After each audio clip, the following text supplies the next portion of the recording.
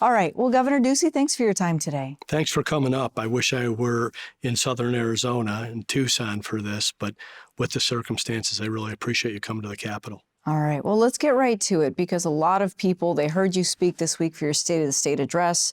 The numbers, as you noted, do not look good. People are looking forward to the vaccine, but they're also upset and they want someone to blame. And they're blaming you because of the mask mandate or lack thereof or the lockdown. Do you share some of that responsibility with some of the decisions you've made here over the last 11 months or so? Well, these have been my decisions, and I take responsibility for all of the decisions that we've made. We're doing our best through an incredibly challenging time that all 50 states and nearly every country around the world is in right now. So Arizonans have been very cooperative on so many different fronts, but my focus has got to be on making certain that we do everything we can to protect people and save lives and do it in a measured and targeted way. And we've done that so far, and we're gonna stay down that path. A lot of people think you haven't done enough. And I know this week in your State of the State, you defended that. So you can give us some idea of how you've made these difficult decisions you've had to face here. Well, every decision I've made has been in consultation with public health experts, both at the state level and at the federal level. I think sometimes there's some misinformation out there. You hear people saying that we've done too much. You hear people saying that we haven't done enough. I mean, having our restaurants at 50% capacity, our gyms at 25% capacity, our bars are closed unless they've converted into restaurants. Nearly every part of the state is wearing a mask. This is what Dr. Fauci, Dr. Birx, Dr. Robert Redfield, the CDC on down says are the best practices that you can have. And yes, it is different than states that are just locking everything down willy-nilly without account for, one, that they're in the same type of situation that we are in terms of spread of the virus and stress on their hospitals, but doesn't take into account what they're doing to small business people, to their employees, to depression and alcoholism, addiction, isolation, and suicide. There's no daily count of these numbers, but they're very real. They affect everybody in our state, and we've done our best to make responsible decisions in a balanced way that would protect people and ask them to be part of the solution from adhering to personal responsibility. Depending on the report or the day, Arizona does not fare well in the country. In one case, there was a report that Arizona didn't look well in the worldwide picture. What have you been able to learn about why it's so bad here? Well, I would really push back on that depending on the day. Depending on the day this week, it may be because we're at the height of our surge.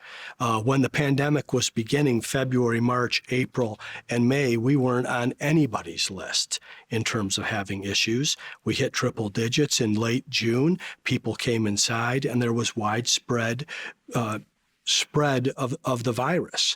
And we've taken actions to break up every large public event, from spring training to Major League Baseball to National League Football. All of those things, the gatherings that we've had in mass settings, are where the biggest problems can happen. Then from June all the way until the last several weeks, we've been very slow or low in terms of transmission. And yes, we did say there'd be a second surge in the fall. That's why we asked people to get flu shots. We were talking about flu shots in August in anticipation of this. And right now we're at the maximum challenge. What about now? I mean, right now, if you take a look at the numbers just this week alone, is there anything that you're learning from Dr. Christ about this state or the region that makes it unique compared to other places? Well, we have an opportunity in Arizona, in most of the state, to spend more time outdoors. It's a way that we should be able to take the peak that we have right now to level it off and begin to bring it down. But the real way, the real solution to what's in front of us is the vaccine. And through this entire time, from the first case on January 27th, the emergency public health emergency that we put out on March 11th, the fact that we wouldn't allow visitors into long-term care on that day with the first executive order, there was really no solution that entire time. I think everybody understands it's a virus, it's highly contagious, and it's spreading. But now in December, with the vaccine, with Pfizer and Moderna and others on the way, there's a solution in front of us. And as I said in the State of the State, I mean, Arizona's going to do it right. We're going to do it fast, and we're going to do it with a real sense of urgency and purpose. How much are you overseeing the vaccine distribution to ensure that places like rural Arizona or tribal nations, it's fair and it's equitable for people in those communities? It's our top priority. It's our top priority in addition to managing the people that are sick right now and need hospital or ICU capacity. So again, this is my responsibility. I'm working with Dr. Kara Christ, who is an incredible public servant, has not received the praise or credit. So many of folks in her position have quit. They didn't sign up for something like this. She has redoubled her efforts, given the best counsel possible to me so that I could make final decisions. And on vaccine distribution, with the 24/7 site that we have in Maricopa County now, State Farm Stadium, home of the Arizona Cardinals, we're doing up to 6,000 vaccinations a day. That's going to grow to 12,000 vaccinations a day. We're looking at other areas where we can build these larger sites. And then with supply chain catching up, we're going to be getting this vaccine to your pharmacy, to your urgent care, to your regular doctor so that you can get it when it's your turn in the line. All right. Let's talk about education, because teachers could be, some of them vaccinated. I mean, this week that's happening in Pima County, perhaps as early as next week. Let's say a teacher philosophically disagrees with a vaccine. It could be left up to districts. Will you have any say in that conversation? I want teachers to get the vaccine. I want everyone to get the vaccine. Governors have a certain authority on how they can distribute the vaccine. We bumped teachers up because I think they're among our most essential of employees, and teachers and cops today are in line to get the vaccine. We've never put a teacher in a position where we're forcing them into something where they would feel unsafe. Certainly, we've had teachers that are in the vulnerable age category or have diabetes or an underlying health condition. We want them to be in a position where they can earn their income and do it in a safe way, and they've been part of our virtual army of teachers that have conducted online learning.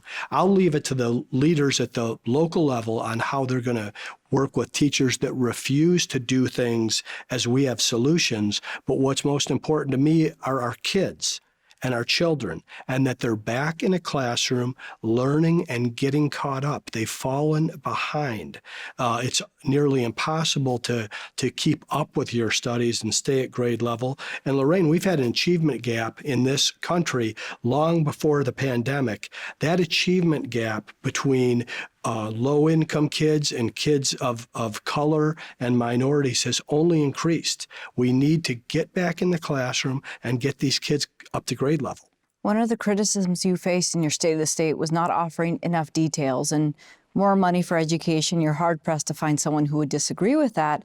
Will there be dollars in the budget this year that make up for, 20 by 2020 is over now? Well, 20 by 2020 isn't over. 20 by 2020 has been completed. And yes, we've put more money into education every year I've been governor because we have a growing state. We've put more money into education during the pandemic.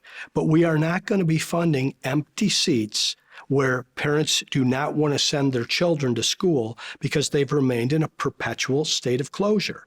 Those parents have found other options of schools that are open and operating or where their children are learning and thriving, and the dollars are going to follow the children. And you raised a lot of eyebrows when you said that. So can you clarify? You're saying those tax dollars will follow the child wherever they go. If it's a online school or a parochial school or charter? No, they're going to follow the child in a public institution. So public charter schools would be an example. There have been other opportunities that have been unique and innovative things that parents have been able to take advantage of. I want to see the dollars follow there. When schools are open and children are sitting in the seats, those children are going to be funded. Why did you bring that up in the State of the State? Because I think some people were surprised to hear that. They thought, why the need to mention that you're not going to fund a seat if a child's not in it? Because we need our schools open. Dr. Fauci, the CDC, and every public health professional on down says that the safest place for our children is in schools. So why would we not get them back in schools, especially when they're falling behind? Are there plans in place if there aren't qualified teachers to be in front of those students? I mean, one survey shows that more than 700 teachers have left their district this year. Well, we have the Arizona Teachers Academy, of course. We've also cleared the obstacles for people of accreditation and experience to go inside classrooms so that they can be hired. And we're going to continue to do that. You could be interviewing 48 other governors around the country that are suffering a teacher shortage. We've done as much or more than any other state to help close that gap, and we need to do even more.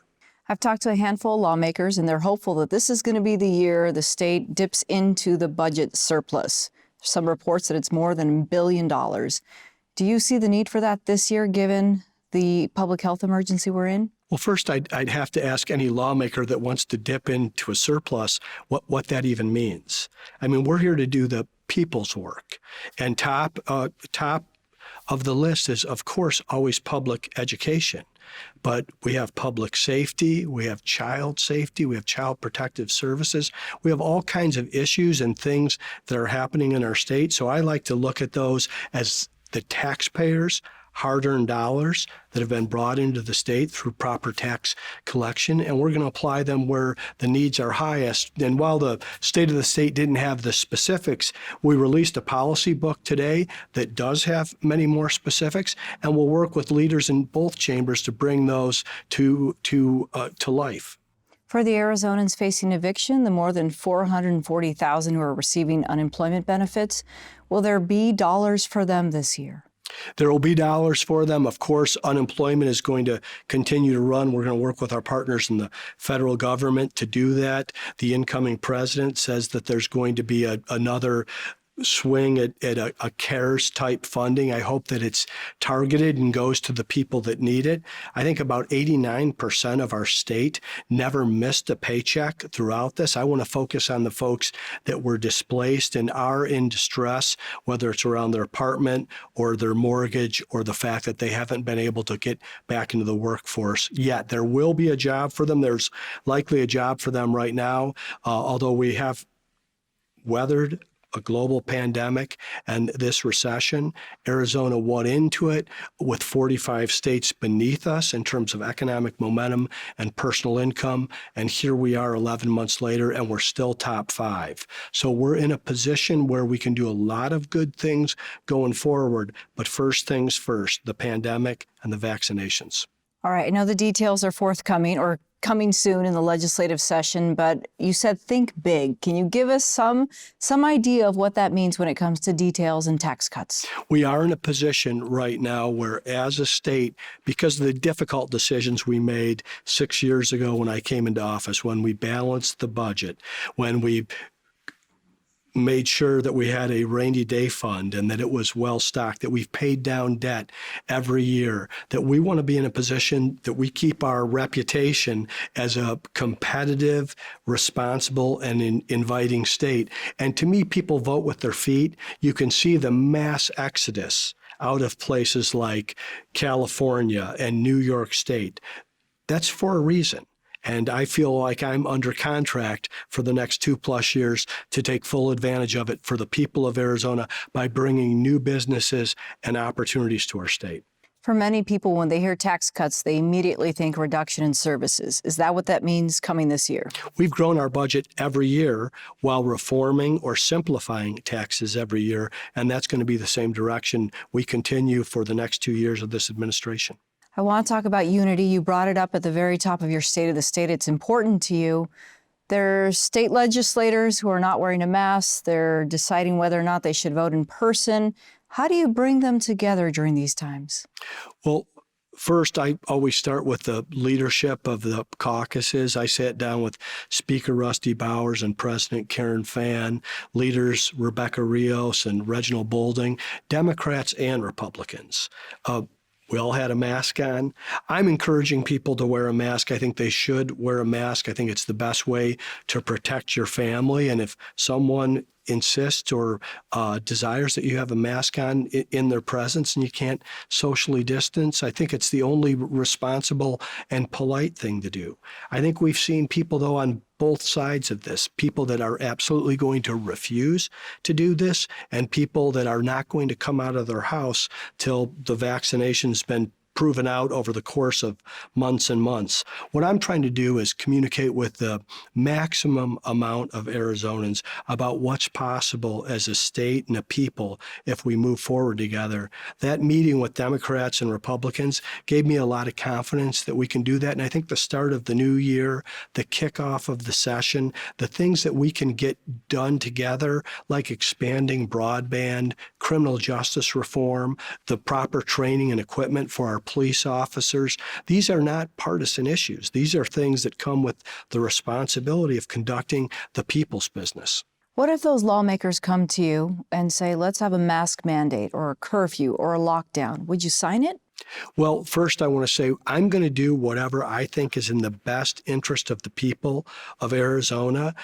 Our citizens have been terrific in terms of wearing a mask. Not only does 90% plus of our state have those mask protocols in place, but independent websites say that we're much above that in terms of mask participation. So to me, this isn't about mandates, it's about personal responsibility, and part of that's that public service education. In terms of lockdowns don't work. They're not working anywhere they're being conducted. We're going to be targeted and measured and balanced, and we're going to finish the race till every Arizonan in this state that wants a vaccine has their vaccine and has their boost vaccine. All right. Next week, President Trump leaves office. We'd be remiss if we didn't acknowledge that he had an impact on Arizona politics. You shared the stage with him yourself many times these last 4 years. There are Arizonans who support him and are questioning the integrity of the election. What do you tell them about moving forward? Well, I supported President Trump as well. The people have spoken. The votes have been counted. They've been tabulated. They've been certified not only at the county level, but also at the state level and now at the congressional level. So elections have consequences.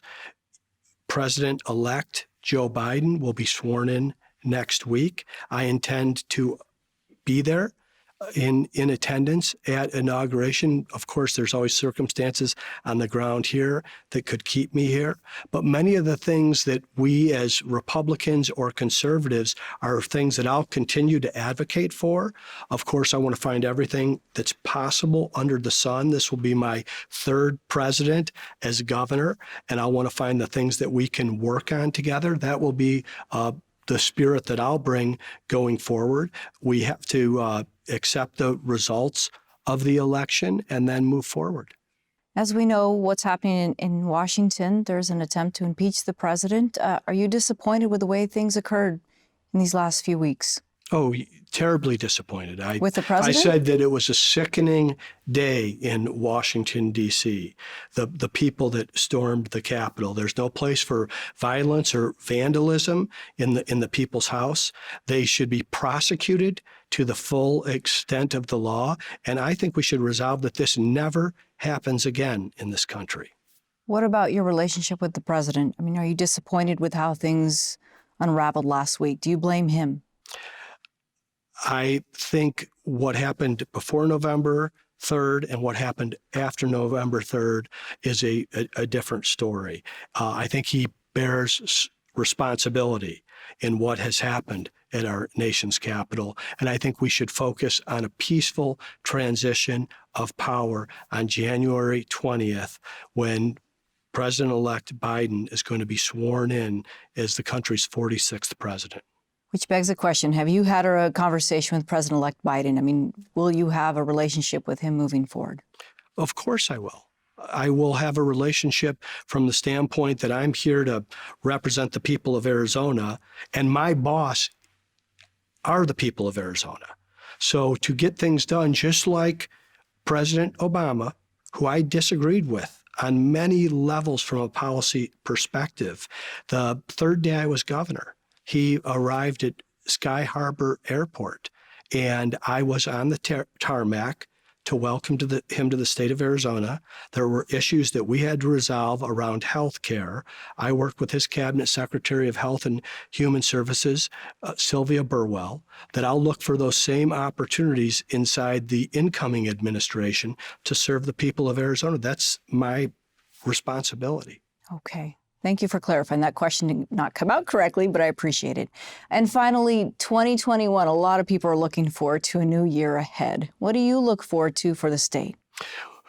I look forward to, one, us to navigate through what's left of this pandemic. And it's still here. I know with the good news of the vaccine, it's easy to look past the stress and strain that our hospitals are in right now. But I ask people to continue to follow public health, wear a mask, and be personally responsible for your behavior. Then I want Arizona to be among the best states in the country in terms of vaccine distribution. And then we can get back to playing to our strengths, Lorraine. We live in a great state with a lot of opportunities that so many people from around the country and around the world want to live in. I want to maximize that once we are able to put this behind us. But there's still months and months of vigilance and work to do before we get there. We can, because of the professionals that we have, both from the private sector and America's leading health experts, we can navigate through the pandemic, distribute the vaccines,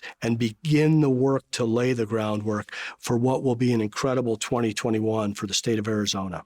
Okay. Governor Ducey, thank you. Thank you.